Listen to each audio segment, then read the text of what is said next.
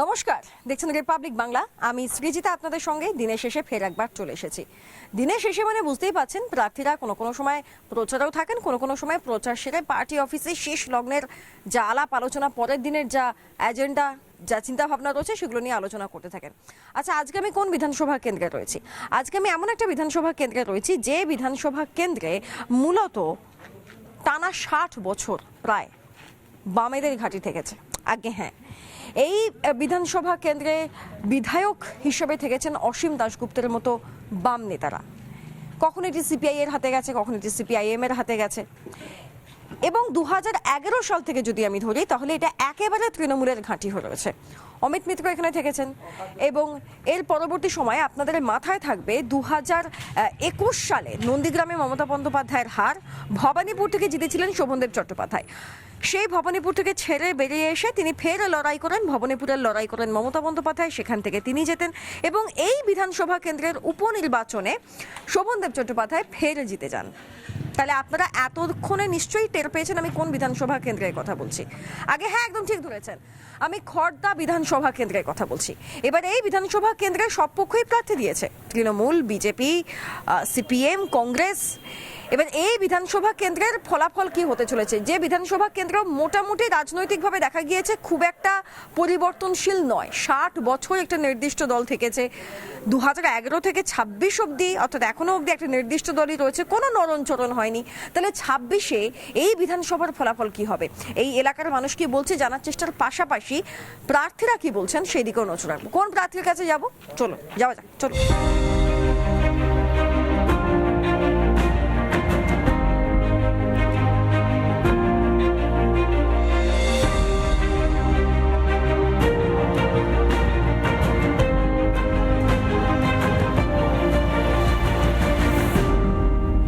আজকে আমরা একদম পার্টি অফিসে চলে এসেছি। অন্যান্য দিন বিধানসভা কেন্দ্রে থাকি, এলাকায় থাকি, দিনের শেষ তো একটু কাজবাজ সেরে প্রার্থী এসে বসেছেন, কিন্তু কোন প্রার্থীর সঙ্গে কথা বলবো চলুন আর সময় অপচয় না করে আমরা পরিচয় পর্বটা সেরে নিই।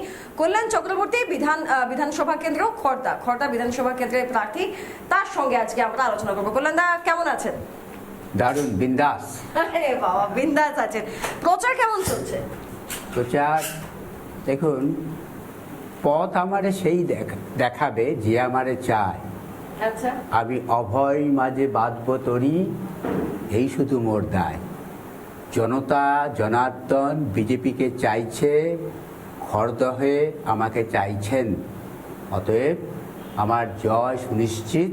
আচ্ছা, আমার একটা কথা বলুন, আপনি যেহেতু বলেন যে খড়দার মানুষ বিজেপিকে চাইছে, গোটা পশ্চিমবঙ্গে যেমন চাইছে, তাদের ভাষা আপনাকে উজ্জীবিত করছে। এই খড়দা বিধানসভাটা কেন্দ্রটা যদি আমরা দেখি তাহলে দীর্ঘ সময় বামেদের ঘাঁটি ছিল, মানে যে তারা একটি নির্দিষ্ট দলকে অনেক দিন ধরে রেখেছে বা তাদের উপর ভরসা রেখেছে।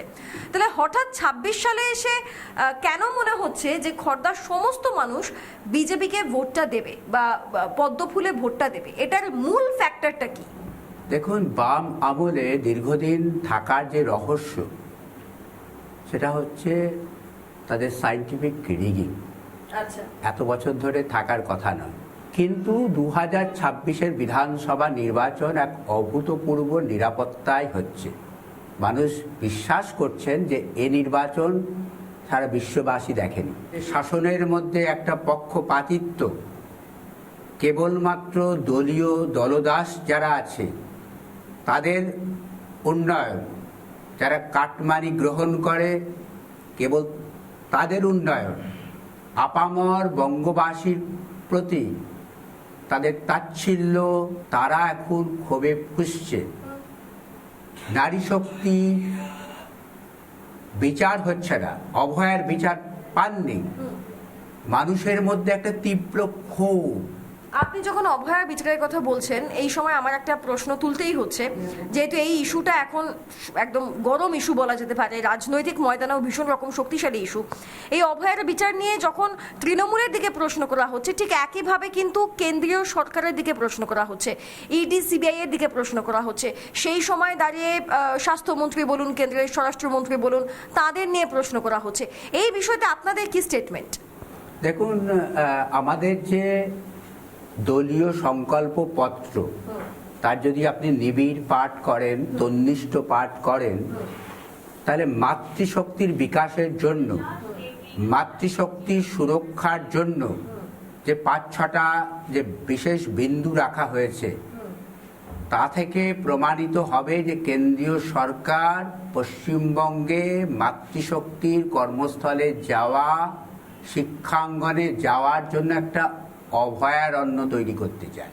মাতৃশক্তির প্রতি তারা যাতে কর্মস্থলে যেতে পারেন, সেই সব মানে স্টেটে আমরা কি দেখি, তারা 2-3টে মানে কর্মস্থল থেকে নিরাপদে ফিরে আসছে। পশ্চিমবঙ্গে কল্পনার বাইরে।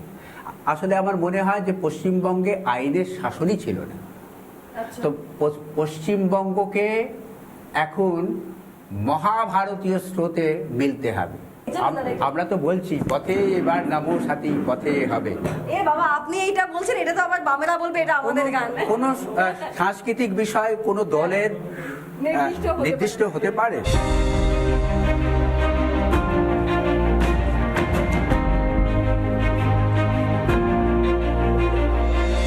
আচ্ছা, আমরা যখন ঘর থেকে বাইরে বেরিয়ে এলাম, দেখি একটু বাইরের পরিস্থিতিটা কি। একদম শেষ রাতে, দিনের শেষে আমরা রয়েছি। দাদা চলুন একটু এগোনো জায়গা, যেতে যেতে একটু আলোচনা করি। আপনি বলছেন পথে সবাই নামবে। দেখুন, মমতা বন্দ্যোপাধ্যায় সরকারের যে কজন মন্ত্রী বিধায়ক রয়েছেন, অনেকেরই কুনাম রয়েছে, অনেকে জেল ফেরত, কিন্তু এখানে উপনির্বাচনে জয়ী যে মন্ত্রী, মানে যিনি বিধায়ক শোভনদেব চট্টোপাধ্যায়, তার সুনামই একটু রয়েছে, কুনাম বরং কিছুটা কমই রয়েছে। এবার তাকে আপনি কিভাবে লড়াইয়ের ময়দানে তাকে আপনি কিভাবে দেখছেন, বা তাকে যে মানুষ এই কটা দিন পেয়েছে সেটা কিভাবে দেখছেন? পশ্চিমবঙ্গে বিগত দিনে উপনির্বাচনে আদৌ কোনো নির্বাচন হয় না। আচ্ছা, উপনির্বাচন মানেই শাসক দলের নির্বাচনকে বিগত দিনে কুক্ষিগত করবার নির্বাচন। আপনার অপোজিটে তৃণমূল কংগ্রেসে রয়েছেন দেবদীপ পুরোহিত। চলুন এগিয়ে যাই একটু, আসুন এগিয়ে যাই। দেবদীপ পুরোহিত তিনি রয়েছেন এবং তিনি এখানকারই মানুষ, তিনি আবার সাংবাদিকও বটে, তার পরিচয় এটাও বলা যায় তিনি একজন সাংবাদিকও বটে। তা দেবদীপ বাবুকে আপনার প্রতিদ্বন্দ্বী হিসেবে কতটা শক্তিশালী বলে আমি মনে করি যে বিজেপির কোনো মানে প্রতিদ্বন্দ্বী খড়দহতে নেই। কেন কেন এতদিন ধরে তৃণমূল কংগ্রেস? তার কারণ এখানকার মানুষের প্রচারে বেরিয়ে তাদের যা বক্তব্য শুনেছি, উচ্ছ্বাস দেখেছি, তারা তৃণমূল কংগ্রেসকে কোনো ধর্তব্যের মধ্যেই আনছেন না, রাখতে চাইছেন না, তাই বলছেন। এবং তারা এই সরকারের পতন চাইছে। আচ্ছা। এবং তাদের বক্তব্য যে এই যে ধর্মযুদ্ধ, এই ধর্মযুদ্ধে পৌরোহিত্য করতে পারেন, পূজা করতে পারেন একমাত্র বিজেপির মতো শক্তি, রাজনৈতিক শক্তি। রামনবমীতে আপনার একটা ছবি দেখা গিয়েছে যেখানে আপনি অস্ত্র হাতে রয়েছেন এবং অন্যান্য বিজেপি কর্মী সমর্থকরা যারা ছিলেন তারাও রয়েছেন, আর এটা নিয়ে একটা বিশাল রাজনৈতিক তরজা হয়েছে। আপনাকে অস্ত্র হাতে দেখতে পাওয়া গিয়েছে, এটা মানে ভয় ধরানো, সন্ত্রাসী, মানে নানা ধরনের হয়তো ব্যাখ্যা আসতে পারে। আপনি এটাকে কিভাবে ব্যাখ্যা করবেন? বিরোধী রাজনৈতিক দল নানাভাবে ব্যাখ্যা করবে। প্রথম কথা হচ্ছে অস্ত্র পূজন সনাতনী সংস্কৃতির একটা মানে একটা অচ্ছেদ্য অঙ্গ। আমাকে একটা কথা বলুন, আপনি তো জনপ্রতিনিধি হবার জন্য লড়াইয়ের ময়দানে নেমেছেন এবং আপনি আত্মবিশ্বাসী যে আপনি জিতবেন। আপনি কি সংখ্যালঘু সংখ্যাগুরু এই বিষয়গুলো ভাগ করেন, হিন্দু মুসলমান জৈন এই বিষয়গুলো ভাগ করেন, নাকি আপনি খড়দা বিধানসভা এলাকার সবার জনপ্রতিনিধি, সবার সমস্যা আপনি শুনতে চাইবেন? জনপ্রতিনিধি মানে ধর্ম বর্ণ নির্বিশেষে, উচ্চ নিচ, ধনী নির্ধন সকলের জনপ্রতিনিধি। সরকার তারা আপনাদেরকে সংখ্যালঘু হিসাবে ভোটার করে রেখেছে, মানুষ করেনি। আপনারা তাদের পাশে দাঁড়াবেন, তাদের উন্নয়নটা আলাদা করে দেখবেন। সকলের জন্য উন্নয়ন করব, পুরো খড়দহর চেহারা বদলে যাবে। পরবর্তী একটু এগিয়ে যে আছে, যখন এত আলোচনা হচ্ছে আমাদের রাজ্যে কিন্তু বঙ্গ বিজেপি টান টান প্রচার চালাচ্ছে, মানে দেশের প্রধানমন্ত্রী, স্বরাষ্ট্রমন্ত্রী, বিভিন্ন রাজ্যের মুখ্যমন্ত্রীরা আসছেন। হিমন্ত বিশ্ব শর্মা তিনি এসেছেন, তিনি এসে বলেছেন যে মমতা বন্দ্যোপাধ্যায় বেশ নার্ভাস হয়ে রয়েছে। আগে তিনি কি বলেছেন সেই বক্তব্যটা আপনারা শুনুন। काल या परसों में देखा था, एक बार मंच में उधर जाता है, एक बार इधर जाते हैं, इधर से उधर, इधर से उधर। मेरा लगता है थोड़ा इसमें भी थोड़ा डिग्री कम हो चुका है अभी। थोड़ा सा उनको रेस का जरूरत है। किस लिए? इस बार उनका दिमाग में डर घुस गया है। क्यों? उनको मालूम है पश्चिम बंगाल में इस बार बीजेपी का सरकार होने वाला है। लोग टीएमसी को गंगा में फेंकने वाला है। কল্যাণ বাবু, আপনিও কি সত্যি মনে করেন মমতা বন্দ্যোপাধ্যায়ের মতো একজন স্ট্রিট ফাইটার 34 বছরের বাম শাসনকে ফেলে তারপরে এই রাজ্যে ক্ষমতায় এসেছেন, তিনি সত্যি বিজেপির চাপে নার্ভাস হয়ে রয়েছেন? আপনার কি মনে হয়? জনগণ বলছেন যে এবার আমাদের মাননীয়া নার্ভাস। জনগণ বলছেন যে এমন কোনো উদাহরণ দেখতে পাওয়া যাবে না যেখানে একটি অঙ্গরাজ্যের মুখ্যমন্ত্রী নারী হওয়া সত্ত্বেও প্রতি বছর হাজার হাজার নারীর প্রতি এখানে অত্যাচার হচ্ছে, নারী নিগ্রহের মতো ঘটনা ঘটছে। এটা একটা পরম আশ্চর্যের বিষয়। এটা কিভাবে হতে পারে? মমতা বন্দ্যোপাধ্যায় নানা জায়গাতে তো জনসভা করছেন, অনেক জায়গাতেই তিনি গিয়ে বলছেন যে যদি ফিরে আসি, যদি ফের মুখ্যমন্ত্রী হই। এই যদি কথাটা খুব কানে বাজছে আজকাল মমতা বন্দ্যোপাধ্যায়ের মুখে। সাধারণত এরকম যদি কথা শুনতে পাওয়া যায় না। ম্যাডাম সিএম তিনি এই কথাটা বলছেন, শুনুন না একবার। আবার দেখা হবে, ফির মিলেঙ্গে রায় গুলশন তো ফুল খিলেঙ্গে, আর জ ফুল খিলেঙ্গে, আর রাহা তৃণমূল তো ফির মিলেঙ্গে। আবার দেখা হবে, ফির মিলেঙ্গে রায় গুলশন তো ফুল খিলেঙ্গে, আর জ ফুল খিলেঙ্গে, আর রাহা তৃণমূল তো ফির মিলেঙ্গে। মমতা বন্দ্যোপাধ্যায় যদি বলেন যে যদি ফিরে আসি, আবার সেই মমতা বন্দ্যোপাধ্যায় বলছেন 294টা কেন্দ্রে তিনি প্রার্থী, কারণ বাকিদের উপরে সম্ভাব্য ওনার ভরসা নেই। তাহলে কি আলাদা, কি পার্থক্য 2026-এ? মানুষ এখন গান গাইছেন রবীন্দ্রসঙ্গীত নববর্ষে, নিশিদিন ভরসা রাখিস হবেই হবে, ওরে মন হবেই হবে। বিজেপি সরকার হবেই, যেখানে জনতা জনার্দন মানুষ, যেখানে একটা সরকারকে, অপদার্থ সরকারকে, স্বৈরাচারী সরকারকে, কাটমানির সরকারকে, সিন্ডিকেট রাজ সরকারকে অপসারণ করবার জন্য মনে মনে সংকল্পবদ্ধ হয়, সেখানে অন্য কোনো প্রশ্ন আসতেই পারে না। মহাশ্মশানে পরিণত হচ্ছে। শিল্প মহাশ্মশানে না, শিল্পের এখন মরুভূমি। তার কঙ্কাল কোন কোন জায়গায় আছে। বেশ, এই খড়দা বিধানসভা কেন্দ্র নিয়ে যখন আলোচনা হচ্ছে তার এই মাঝখানে আমরা একবার একটু দর্শকদের আজকে সারাদিনের যে গুরুত্বপূর্ণ খবরটা, সেই খবরটা একবার দর্শকদের দেখে নিতে বলবো।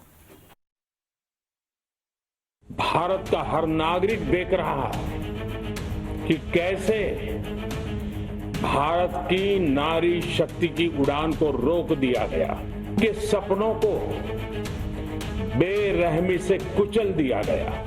हमारे भरसक प्रयास के बावजूद हम सफल नहीं हो पाए। उनसे मैं क्षमा प्रार्थी हूं। সংসদে মহিলাদের সংরক্ষণে কাঁটা ইন্ডি, এ নিয়ে তোলপাড় রাজনীতি। শুক্রবার সংসদে মহিলা সংরক্ষণ বিল পেশ করে কেন্দ্র। ইন্ডি জোটের বিরোধিতায় তা পাশ হয়নি। মহিলাদের অধিকার ছিনিয়ে নেওয়াকে নিজেদের কৃতিত্ব বলেও দাবি করছে কংগ্রেস সহ অন্যান্য বিরোধীরা। এর প্রতিবাদে পথে বিজেপি। দেশের নানা প্রান্তে তুমুল বিক্ষোভ।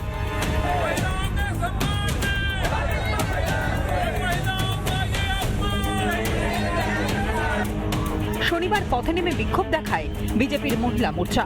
দিল্লিতে রাহুল গান্ধীর বাড়ির সামনেও চলে বিক্ষোভ। দিল্লির অন্য এলাকাতেও চলে বিক্ষোভ। মরু রাজ্যেও বিক্ষোভ দেখায় বিজেপির মহিলা মোর্চা। কংগ্রেস এগুলো স্বপ্ন দেখেছিল অনেকদিন আগে, বিজেপি বাস্তবায়িত করার চেষ্টা করেছিল, কিন্তু কার্যত এটা না করে পরে দেখা যাবে তারা নিজেরাই নিজেদের বঞ্চিত করলো। এবং মহিলাদের যে অধিকার প্রতিষ্ঠা করবার চেষ্টা করেছে বিজেপি, সে শুধু বিরোধিতার জন্য, বিরোধিতার কারণে মহিলাদের বঞ্চন স্বীকার করে দিলেন। এটা দেশের মানুষ দেখবে। ইন্ডি জোট যে মহিলাদের বিরোধী তা শনিবার স্পষ্ট হয়ে গিয়েছে। এরপরেও মহিলাদের বিজেপির বিরুদ্ধে উস্কানি দেয় ইন্ডির নেতারা। বাংলার ভোটারদের অর্ধেক অংশ মহিলা। সেই ভোট ঘুরে গেলে বঙ্গের মাটিতে আর ঘাসফুল ফুটবে তো? রিপাবলিক বাংলা। আর এলাকার বিজেপি প্রার্থী তিনি তো কনফিডেন্সের সঙ্গে বলছেন যে তিনি ক্ষমতায় আসতে চলেছেন, বিজেপি সরকার আসতে চলেছে, যদিও উত্তর 4 মে মিলবে। তবে এলাকার প্রার্থী যেভাবে নিজের এলাকার খবর রাখছেন, আপনারা নিশ্চয়ই এলাকার খবর রাখছেন, কারণ ভোটার আপনারাই। আর আমি বিশ্বাস করি আপনারা প্রত্যেকের ঘরে রান্নাঘরে রাখছেন ডক্টর চয়েস রান্নার তেল সুস্থ থাকার জন্য। চলুন পরবর্তীতে যাই। আমি আর শেষ 2টো প্রশ্ন করব, তারপরে আমি র্যাপিড ফায়ার রাউন্ডে যাব। পেশার কি, মানে আপনাকে কি আমি কৃষি বিজ্ঞানী বলবো? আপনি কি কৃষি নিয়ে পড়াশোনা করেছেন নাকি অন্য কোনো? তথাকথিত এরকম মানে কৃষি বিজ্ঞানী বলা হয়, হ্যাঁ। কিন্তু আমি মনে করি আমি একজন মেঠো মানুষ, আচ্ছা, কৃষকদের সঙ্গে থাকা মানুষ। বেশ। এবার আমি একদম সময় অপচয় না করে পরে র্যাপিড ফায়ার রাউন্ডে চলে যাব। চলুন, ঝটপট 2টো করে নাম বলবো, একটা করে নাম আপনাকে চুজ করতে হবে। যদি আপনার বই পড়ার অভ্যাস থাকে তাহলে পছন্দের লেখক রবীন্দ্রনাথ ঠাকুর নাকি জীবনানন্দ দাশ? এই দুজন মধ্যে মানে ফারাক করার মতো আমার দুঃসাহস নেই। রবীন্দ্রনাথ, জীবনানন্দ দুজনেই আমার প্রিয় কবি। আরে বাবা। আচ্ছা, খর্দারের সেরা স্মৃতি গঙ্গার ঘাট না স্কুল জীবন? আমার স্কুল জীবন এখনো আমি স্মরণ করি। আরে বাবা, ঠিক আছে। প্রিয় খাবার ইলিশ মাছ, চিংড়ি মাছ নাকি ঘরোয়া কোনো সবজি?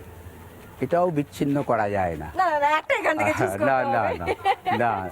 অবসর সময় কোনটা বেশি পছন্দের, বই পড়া নাকি ওই মেঠো মানুষ হিসেবে কাজ করা? আমি তো মাঠেই কাজ করি, হ্যাঁ। অতএব অবসর সময়ে আমি বই পড়তেই পছন্দ করব। সারাটা দিন হ্যাঁ। আমার যে কাজ সেটা হলো মাঠের সঙ্গে, কৃষকের সঙ্গে। হ্যাঁ। তো ফিরে এসে নানান ধরনের বই।